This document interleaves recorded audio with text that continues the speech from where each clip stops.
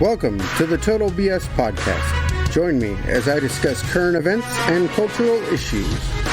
Come with me, your host Bear, as we look at bear stuff.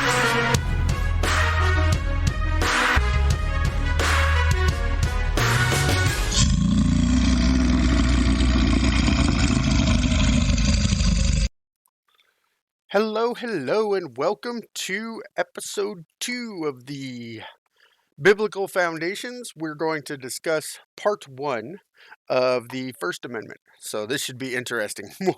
So, alright, let's start with prayer. Dear Heavenly Father, as we come to you today, let your words come through in this message. Let those that need to hear it, and let it go where it needs to go. Lord, I ask that you guide my tongue and my thoughts as we focus on the biblical foundations of this nation and the warnings or cautions that are taught to us through history. Let us learn those lessons before they become a judgment. In Jesus' holy name we pray, amen. All right, so here we are. Last week we talked about the preamble of the Constitution, and today we're going to talk about Amendment number 1. But Amendment number 1 is actually 5 separate rights, and today we're only going to discuss one of them. And the reason that this podcast didn't come out exactly on the week schedule was because each of these contain a lot of opinions and thoughts. And so, all right. First thing, let's do an overview of the Bill of Rights real quick. The Bill of Rights are a list of negative rights, which means that is things that the government, and when I say that, I mean only the government, cannot do. They are things that restrict and constrain the government from infringing on what the founders believed were inalienable rights. So, let's go with Amendment number 1, as I read it. All right. Congress shall make no law respecting an establishment of religion or prohibiting the free exercise thereof. And that's as far as we're going to get in that one. So, the wording is very specific. As a matter of fact, there were 90 men who debated the wording of the First Amendment. And the one that most people are surprised is one of them was not Thomas Jefferson. And the reason that matters is because so often people go to Thomas Jefferson as separation of church and state. See, it's in the First Amendment. The phrase separation of church and state is never, ever mentioned in the Constitution, nor is it implied. But we'll get to that in the historical section. As a matter of fact, if you go to, where is it? It's the congressional records. They start on Saturday, August 15th of 1789. And the original writing was, no religion shall be established by law, nor shall the equal rights of conscience be infringed. They did not like it. Some feared that it would be thought to have a tendency to abolish religion altogether, and they didn't want it to do that. George Mason had a wording. His was, all men have an equal, natural, and inalienable right to the free exercise of religion according to the dictates of conscience, and that no particular sect or society of Christians ought to be favored or established by law in preference to another. Now, if you look very closely into that, you will realize that at no point did they bring up what we're accused of as Christians today as, but what about the Muslims? What about the Hindus? What about the atheists? Well, if you look in the historical record, if you look at the history, it's very clearly that this was a Christian nation and was set up by Christian principles. As a matter of fact, the separation of church and state argument was that Thomas Jefferson made. He wasn't the first, but that Thomas Jefferson made was to the Danbury Baptist Association of Connecticut in 1802. They wrote to him in 1801. He answered in 1802 on January 1st. So it was not what about accepting all of these religions? It was about accepting different sects of Christianity. The founding fathers repeatedly throughout the congressional record stated that it was for Christian purposes only. Yes, they would tolerate other religions, but there was still the religious aspect.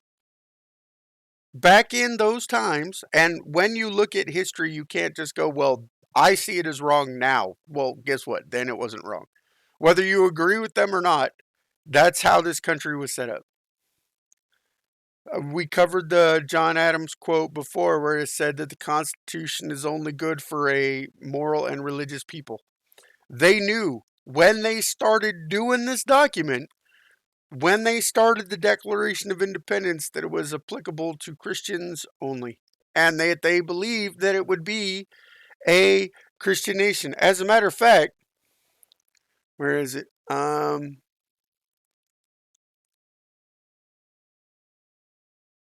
There were founding fathers who debated the first the wording of it. Said, let's see, Mr. Sherman thought that the amendment altogether unnecessary, inasmuch as Congress had no authority whatever delegated to them by the Constitution to make religious establishments. He would therefore have moved to have the amendment struck, the Bill of that particular amendment struck. But let's assume that they meant all religions. I'm okay with that. I can debate that because it doesn't matter. Let's look at it from a historical precedence. Now, you understand the wording. It is not freedom it's not freedom from religion, it's freedom of religion. Why does it matter? It matters because they were smart men. They had historical perspective. We can go in 391 AD, Emperor Theodosius, I hope I'm pronouncing that right, became a Christian. He became a Christian and merged the church with the state. At which point he used the state to declare that anyone who wasn't a Christian got killed. They understood that historical precedence. They understood the historical precedence of the Dark Ages. They understood the historical precedence behind, when they understood that when the church is invaded and influenced by the government, that it stops being a church. It stops being a force of God and becomes a power-wielding arm of the state. They understood that because they understood the history behind the Dark Ages. They understood that because they had recent examples in their history that they choose. That's why they left in the first place. Examples. We'll go to John Bunyan's time. John Bunyan wrote The Pilgrim's Progress, and he spent 12 years in the 12 years in prison. Why? He wasn't licensed by the state. The rules had changed and made it illegal to have field preaching. They made it illegal for anyone not licensed specifically by the state to preach the word of God. You could preach it in your house. You could preach it to your family. But if you ever preach it to anybody else, you were outside. Luther, one of his problems was that. Calvin, on and on and on it goes. Don't want to go that far back. That was current times, right around for the founding fathers. But we don't have to go that far back to see it here. In World War II, we'll use Dietrich Bonhoeffer. In World War II, Dietrich Bonhoeffer spoke against the Nazi state. Now, he could have stayed a preacher. He could have stayed within good companies within Germany. But he took a stand because he understood that the church should never be influenced by the state. Want to come even closer in time? Okay. We have Richard Wurmbrand right after World War II. He was persecuted for his faith. As a matter of fact, the reason he became a target was because he spoke against the government. He spoke against the government and declared the glory of God and Jesus on the radio, and it made him a target. He spent 14 years in prison getting beat for nothing more than believing in Jesus and failing to stop praying, failing to turn in his fellow Christians, for failing to back down on his faith. We can go closer. At some point, we're going to get uncomfortable because it's going to affect somebody, but here we go. We have a man in Canada right now, a pastor, who went to jail simply because he refused to close his doors, because he understood the basic concept that you give to Caesar what is Caesar's, but you give to God what is God, and that government has no power over the church.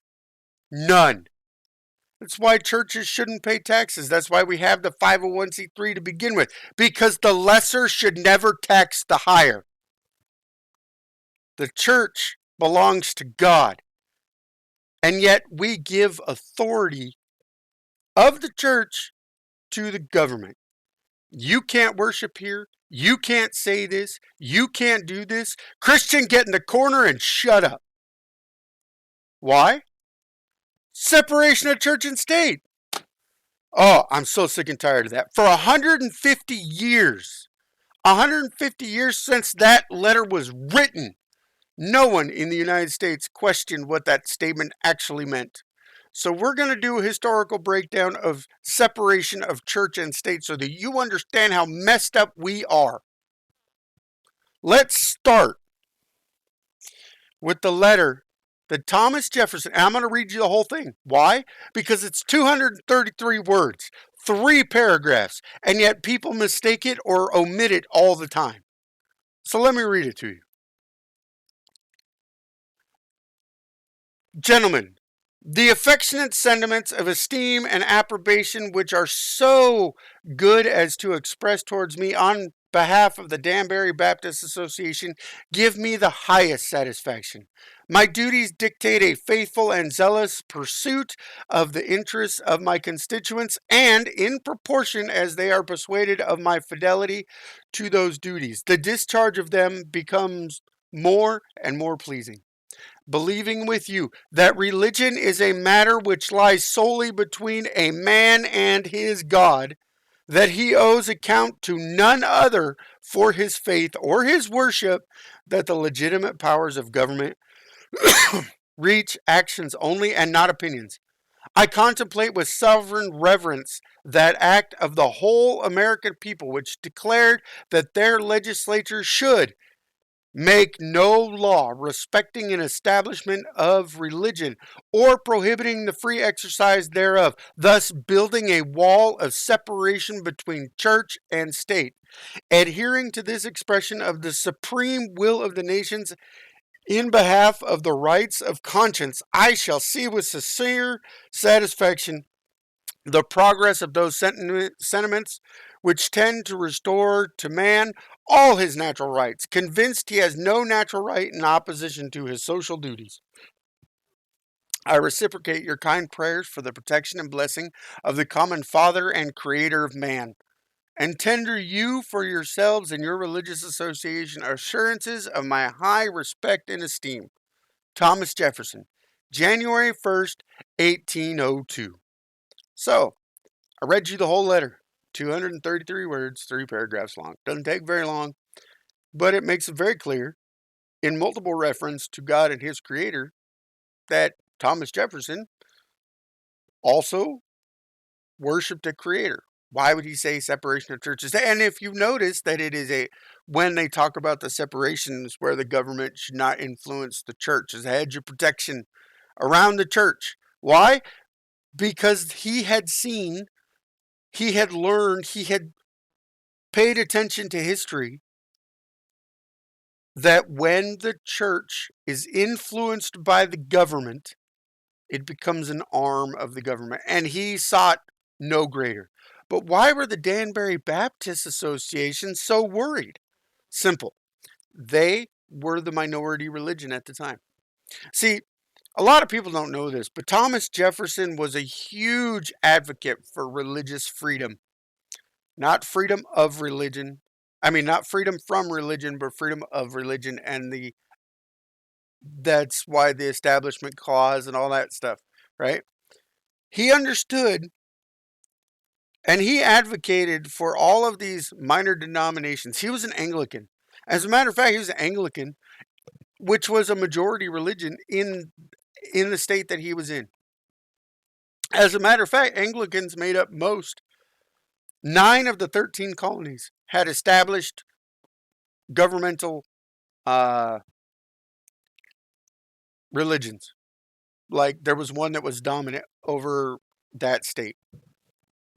And they were afraid that because they weren't a majority, as a matter of fact, they were only the majority in Maryland, right? I think it was Maryland. Anyhow, it doesn't matter. So they were afraid that they would be persecuted just as what happened in England with the Lutherans and the Catholics. When Luther stood up and said, no, this is wrong. This is how, this is unbiblical. This is how we're going to do this.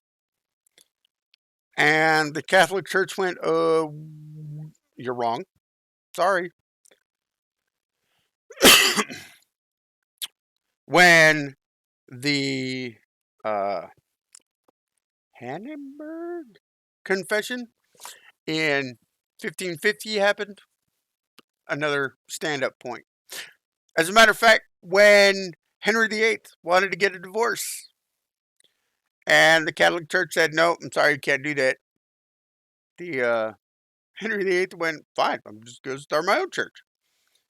That was government getting involved in religion where it didn't belong.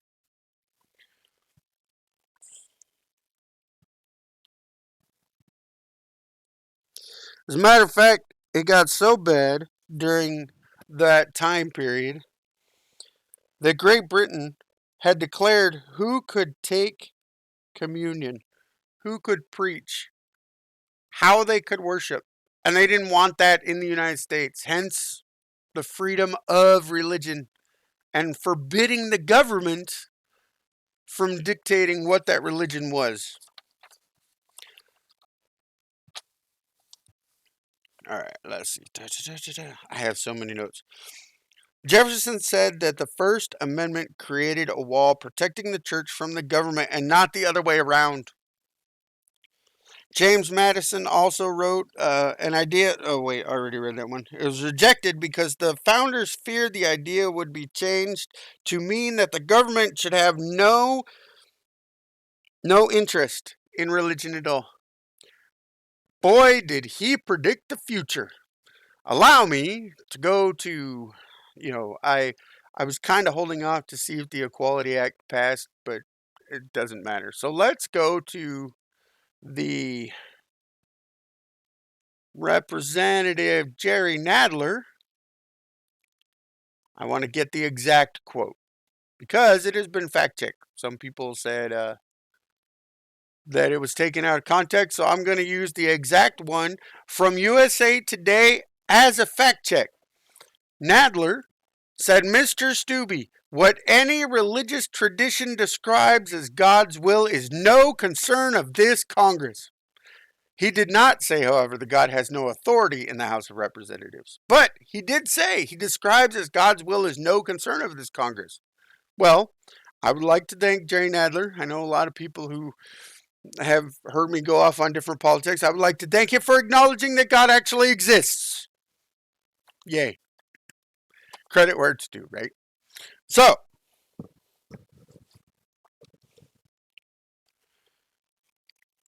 what proof of the founders that we were thinking? I read you the George Mason. So, let me go back to my book here. All right. Daniel Webster. I have two quotes from him that he's one of the founding fathers. I am committed against everything which in my judgment may weaken, endanger, or destroy the Constitution, and especially all extensions of executive power, and I am committed against any attempt to rule the free people of this country by the power of the patronage of the government itself. Government should not affect religion. It is hardly too strong to say that the Constitution was made to guard the people against the dangers of good intentions. It's for the good of the people. It's good for the good of the people. Think of the children. There are men in all ages who mean to govern well, but they do mean to govern. They promise to be good masters, but they mean to be masters. Benjamin Franklin. Only virtuous people are capable of freedom. As nation becomes corrupt and vicious, they have more need of masters. John Adams. Our Constitution was made only for a moral and religious people. It is wholly inadequate for the government of any other. They acknowledged that there was a God and a creator. Don't buy this that they were deists and theists. That is a lie from the devil. It is a rewriting of history. The sum of all is, Samuel Adams. The sum of all is, if we would most truly enjoy the gift of heaven, let us become a virtuous people. Then shall we both deserve and enjoy it. While on the other hand, if we are universally vicious and debauched in our manners, through the form of our Constitution carries the face of the most exalted freedom. We shall in reality be the most abject slaves. They understood. They understood that our rulers, our powers, or the powers of government come from God. I'm going to be honest with you. I could very easily, and I was very tempted, to go on a Romans 13 and doctrine of the lesser magistrate. But it's not time for that. Everything in its time.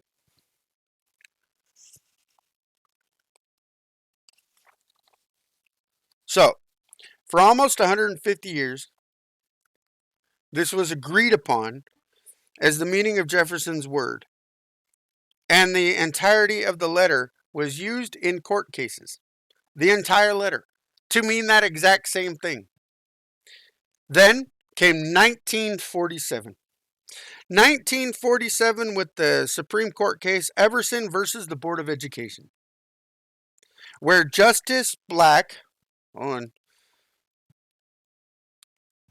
Justice Black, where is my Justice Black?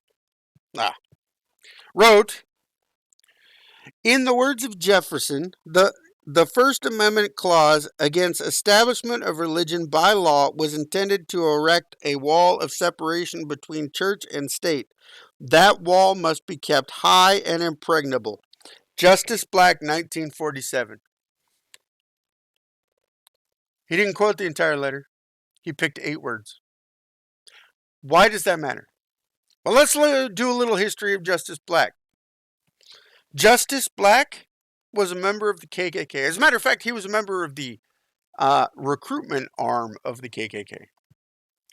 Separation of church and state is in their creed. New members were indoctrinated by Black himself, had to pledge, I believe in the eternal separation of church and state. Black intentionally twisted Jefferson's words and embedded it in the Supreme Court forever from that point on. As a matter of fact, he cited those 8 words from that point on until today. The entire letter has never been included. Simply those 8 words. There have been over 4,000 religious freedom cases brought up to the Supreme Court since that time. And at no point have they cited the entire letter. There is no word requirement on, they intentionally leave it out because they understand that the letter itself meant the exact opposite of what they were teaching. How do we know this, though? I mean, let's forget what other authors think. How do we know Jefferson? How do we know Jefferson didn't believe that? Because I can tell you beyond a shadow of a doubt that January 1st, 1802 was a Friday. Do you know how I know that? Because 2 days later, Thomas Jefferson would go to attend church in the House of Representatives to listen to a sermon paid for by him. How ironic that the author of the Declaration of Independence, who wrote, "We are granted inalienable rights from our Creator and not government," was now being used to separate religion from politics. From that point on, it goes down and down and down.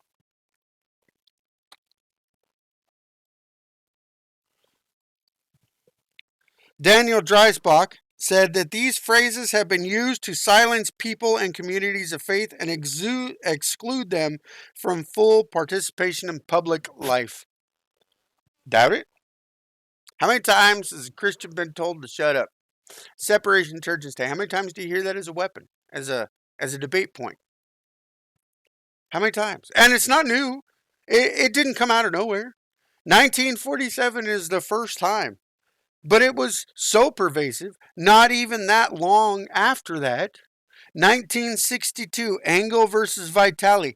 The court struck another blow when they decided a generic school prayer violated the court's new definition of the First Amendment. I'm going to read you that prayer because it's ridiculous. Ready? Almighty God, we acknowledge our dependence upon Thee, and we beg Thy blessings upon us, our parents, our teachers, and our country. Amen. Yeah.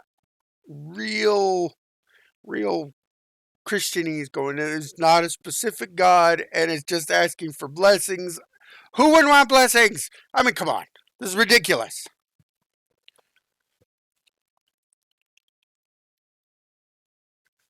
In 19...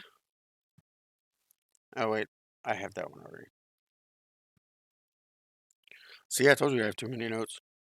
All right.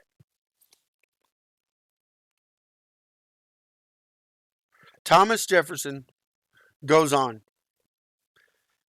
In 1802, he writes that letter. He could have wrote anything he wanted at that point, but he did not. We will continue to listen to Thomas Jefferson, who apparently is what everybody is the go-to for a separation of church and state. Okay, let's use Thomas Jefferson as our example. How about this? This is from his second inaugural address in 1805. In matters of religion, I have considered that its free exercise is placed by the Constitution independent of the powers of the general government. I have therefore undertaken on no occasion to prescribe the religious exercises suited to it, but have left them, as the Constitution found them, under the direction and discipline of the church or state authorities acknowledged by several religious societies, not the federal government. He continues, I shall need to the favor of that being in whose hands we are, who led our fathers, as Israel of old, from their native land and planted them in a country flowing with all the necessities or necessaries and comforts of life, who has covered our infancy with his providence and our riper years with his wisdom and power, and to whose goodness I ask you to join in supplications with me that he will so enlighten the minds of your servants, guide their counsels, and prosper their measures, that whatsoever they do shall result in your good and shall secure to you the peace, friendship, and approbation of all nations. My friends, the First Amendment does not disable Congress from recognizing or participating in religious practices. It only prohibits Congress from creating by law a religion established and requiring adherence to it.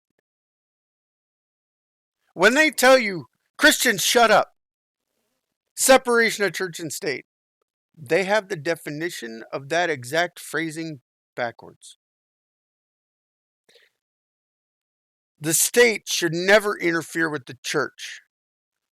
But they understood, the founding fathers understood from all of their writings, from all of their texts, from all of their correspondences, and trust me, I have hundreds and hundreds and hundreds of references that I can go to if I have to, that show that it should be a one-way membrane, that wall, in which the church, the morals, her principles, and her, what we're taught through the word should permeate into the government, because the government isn't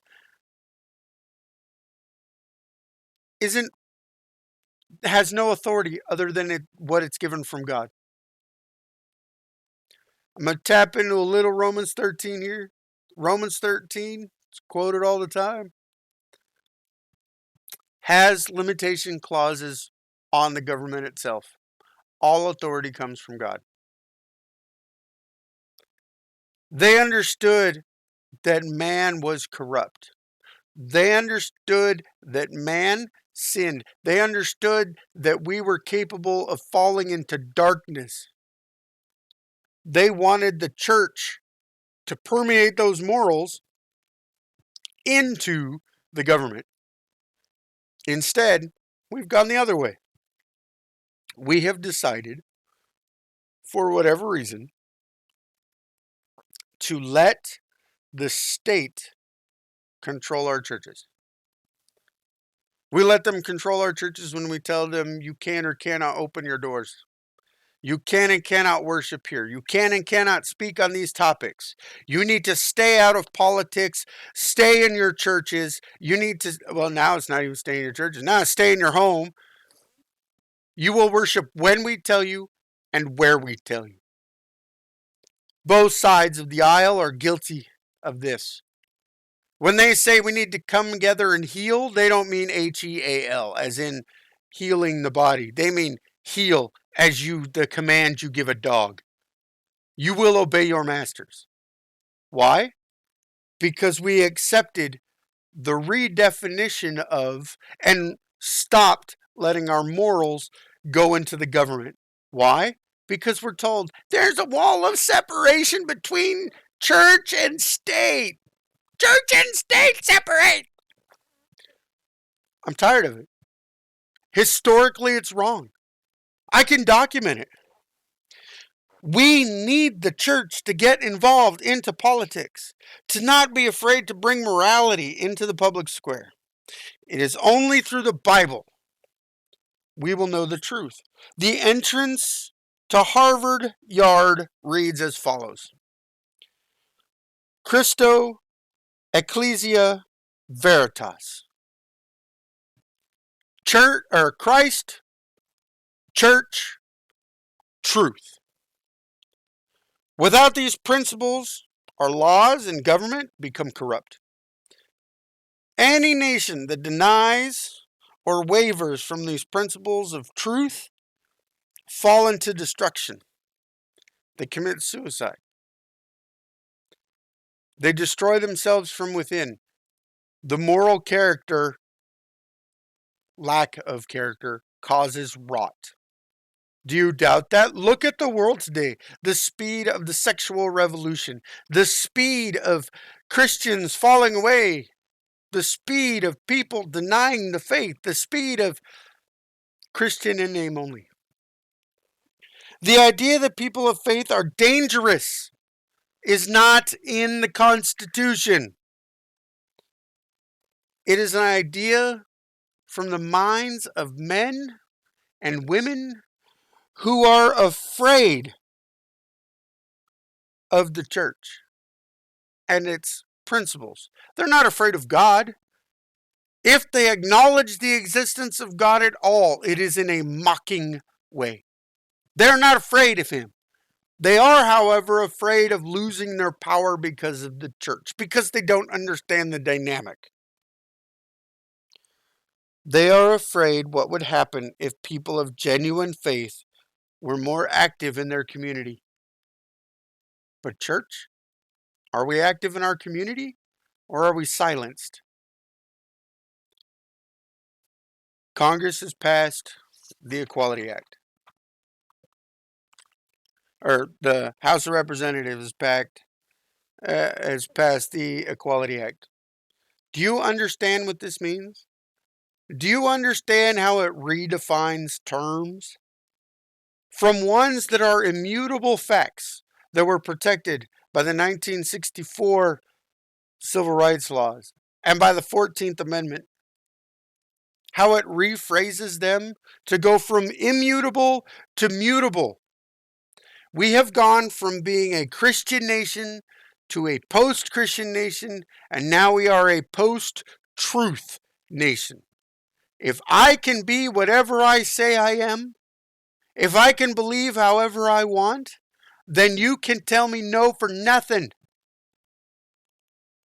Look at the way that it's written. It changes the 14th Amendment wording. Instead of life, liberty, and personal property to life, liberty, and security. But that doesn't make any sense. But it does.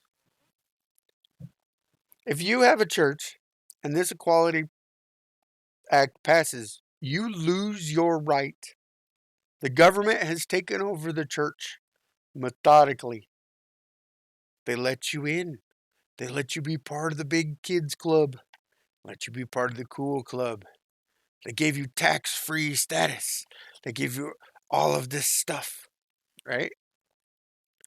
You weren't facing what you thought was persecution. Just like what happened in Romania in 1944. They came in and they offered sweet, sweet promises. Increase of pay to the pastors, increase of, your churches will grow. You won't face any persecution. Toe the party line. And once they come into power, they change the laws so that you can't stand anymore. Ephesians 6. I'm not a big just stand. It's something that I've had to learn. The stand and wait on the Lord. Because I'm that type of guy who wants to charge forward. I admit it. Sometimes I'm a little hot headed. I don't want to be that guy who sits here and, nope. I don't want to be the guy that watches the Richard Warmbrand story or the John Bunyan story or any of the numerous people who are persecuted for their faith and go, man, I want to be like that. If you're not practicing for persecution that you know is coming, that were promised in the word, now, when persecution is mild, it's still persecution. Anybody who tells you it's not, there's varying forms of persecution. Sure, it's not the beheading. Sure, it's not the getting your feet beat or nails driven through your hands or put on a cross, but it's still persecution. If you're not prepared to take a stand for the faith when persecution is low, if you're more worried about Facebook likes, if you're more worried about YouTube comments, all of that stuff, more than you are about your eternal soul and taking a stand for Christ when it's peaceful, when persecution gets turned to 11, you will fail. Persecution does not build character. Persecution reveals character. Ephesians 6:10. Finally, be strong in the Lord and in the strength of his might. Put on the full armor of God so that you will be able to stand firm against the evil schemes. We're going to jump to the end.